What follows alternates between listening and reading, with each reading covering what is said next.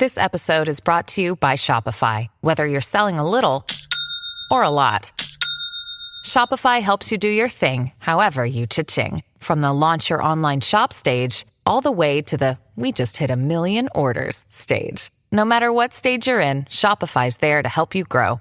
Sign up for a $1 per month trial period at shopify.com/special offer, all lowercase. That's shopify.com/special offer. My dad works in B2B marketing. He came by my school for career day and said he was a big ROAS man. Then he told everyone how much he loved calculating his return on ad spend. My friends still laugh at me to this day.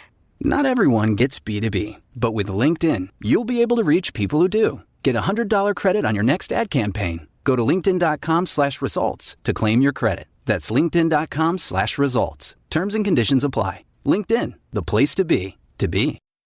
This is Optimal Health Daily. Budgets Suck. Do This Instead by FIRECracker of millennial-revolution.com. And I'm Dr. Neil Malik. Hey there, and welcome to another bonus Sunday episode where I share an article from one of the other podcasts in our network. Today's post comes from Optimal Finance Daily, where articles covering all types of information on personal finance are read to you every day. You could follow or subscribe to Optimal Finance Daily wherever you're hearing this. And with that, here's Diana with the post and commentary as we optimize your life. Budgets Suck. Do This Instead by FIRECracker of millennial-revolution.com. There, I said it. And now as I dive under the covers to hide from the combined fury wrath of Mr. Money Mustache, Budgets Are Sexy, and Mrs. Frugalwoods, let me tell you why. Now you're probably thinking, what the hell are you talking about, FIRECracker? I'm clearly full of considering how often I wax poetic about my budgeting spreadsheets and those sexy Southeast Asian prices. But hear me out. The reason why I say budgets suck is because they just don't work. Sure, weirdos like me will get off on tracking every dollar spent and fawn over frequent flyer miles. But for most people, budgets are as fun as getting a fire ant enema. This is because for regular, non-crazy people, budgets can feel like straitjackets. And even though I think too much freedom can be bad for you, too little freedom is even worse. Let me explain. Budgets tend to look at your spending and try to force you to ruthlessly cut back on everything. And it does this by comparing every category of your spending to an acceptable spending range. But what they don't do is empower you. This is because they take away your control and force you to conform to restrictions that don't work for everyone. As much fun as it is to be judgmental, and believe me, I know, the reality of the world is that we're all different. What works for one person won't necessarily work for another. Travelers don't want to cut back on trips. Homebodies don't want to cut back on furnishings. Foodies don't want to cut back on food. Fashionistas don't want to cut back on shopping. Now, don't get me wrong. I'm not saying you should just throw caution to the wind and blow your cash on whatever you want. Becoming financially independent requires a certain amount of discipline, which means you can't turn your expenses into money inferno. But that doesn't mean that you have to cut expenses down to the bone. So put away that hatchet and pick up a pen. Why a pen? Because we're going to figure out the meaning of life. The meaning of life. Okay, I may have oversold that last bullet point just a tad, but it's not too far off. While I can't tell you about the meaning of life, I can tell you about the meaning of money. And the big secret is the meaning of money is different for each person. So to start, I want you to write down the 3 things that are most important to you. Go ahead, I'll wait. Got it? Okay, good. What you've just written down are your top 3 values. Those are what you should be spending money on. Everything else can be cut to the bone. But if you cut into these areas, guess what? You are cutting into your happiness.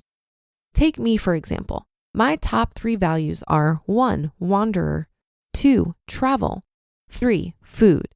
So that's why I always leave ample room in the budget for those things. Remember how we spent $1,800 in 1 month on food in Boston because we needed our lobster fix? Or $650 on getting scuba certified? Or $150 on the robot show? And even though I don't drink, because I want Wanderer to be happy, I always make room for booze, even though I consider it a waste of money and it's taxed like crazy. He tends to help me out by choosing to buy booze from grocery stores rather than going out to pricey bars, but nevertheless, we make room in the budget for what's important to the both of us.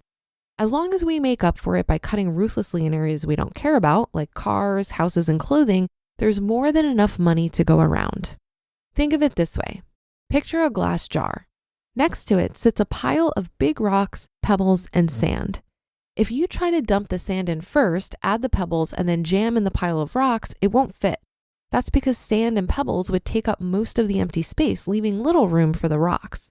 However, if you put in the rocks first, dump in the pebbles to fill in the empty space between the rocks, and then finally top it off with your sand, you'll find that everything fits. In the example, the big rocks are what you value the most.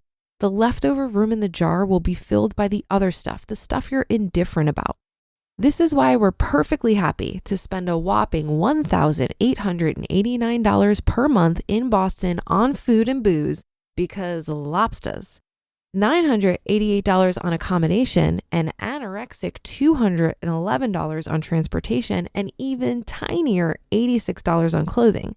Clearly, you know where our priorities lie. I was willing to take the subway instead of buying a car or taking cabs because I'd rather use that money for extra lobsters and oysters. I hate driving anyways, so buying a car held zero appeal for me. Maybe a car lover would rather spend $1,000 a month on leasing a car, but only $800 a month on food. Maybe they're not a fan of lobsters anyway, so they end up cooking more. And maybe a homebody would rather spend $2,000 a month on some fancy digs, but don't bother eating out at all, and spend almost nothing on transportation because they hate going out. All are different and all are acceptable. And here's the other thing. Just because our jar was $3,200 per month doesn't mean everyone's jar has to be that size. For those willing to trade off some years of their life to continue working so they can get a bigger portfolio, that's fine too. If you're willing to grind away at the 9 to 5 for another 5 to 10 years to expand that jar, do it. Or for those willing to work after retirement so you can have a second jar to catch the spillover, you can do that too. This is why forcing everyone to have the same jar and the exact same contents makes no sense. My rocks are not car lovers' rocks, and homebody's rocks aren't my rocks. When it comes to budgeting, we shouldn't all be budgeting the same way. Everyone's path to financial independence is unique and uniquely their own. So figure out your values and fill that jar your way with your rocks and screw what anyone else thinks. You just listened to the post titled Budgets Suck, Do This Instead by FIRECracker of millennial-revolution.com. This episode is brought to you by Shopify. Whether you're selling a little or a lot, Shopify helps you do your thing, however you cha-ching. From the launch your online shop stage, all the way to the we just hit 1 million orders stage. No matter what stage you're in, Shopify's there to help you grow. Sign up for a $1 per month trial period at shopify.com/special offer, all lowercase. That's shopify.com/special offer. Want to teach your kids financial literacy, but not sure where to start? Greenlight can help. With Greenlight, parents can keep an eye on kids' spending and saving, while kids and teens use a card of their own to build money confidence. As a parent, you can send instant money transfers, set up chores, automate allowance, and more. It's a convenient way to run your household, customized to your family's needs, and the easy way to raise financially smart kids. Get started with Greenlight today and get your first month free at greenlight.com/Spotify.